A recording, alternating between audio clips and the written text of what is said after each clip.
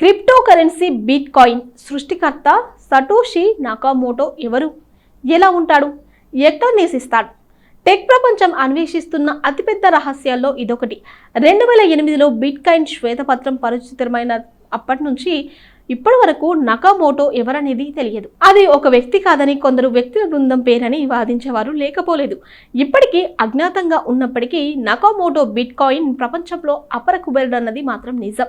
అవును, ప్రపంచంలో అతి సంపన్నుల జాబితాలో అతడిప్పుడు బిల్ గేట్స్ ను మించిపోయాడు. మరి సటోషి నకామోటో 31,000 లైన్ల కోడ్తో బిట్ కాయిన్ను సృష్టించాడు.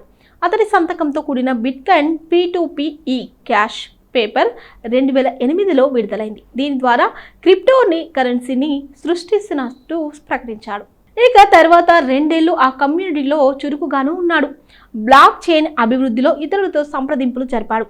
అతడి చివరి సందేశం 2010 డిసెంబర్లో బిట్ కాయిన్ వేదికల్లో కనిపించింది. తాను ఇతర విషయాలకు మళ్ళను అంటూ బిట్ కాయిన్ డెవలపర్ మైక్ హెర్న్కు సందేశం పంపాడు. ఇదే అతడి చివరి సందేశం. అయితే 2011లో ధృవీకృతం కాని ప్రైవేట్ మెసేజ్లు కొన్ని వెలుగులోకి వచ్చాయి.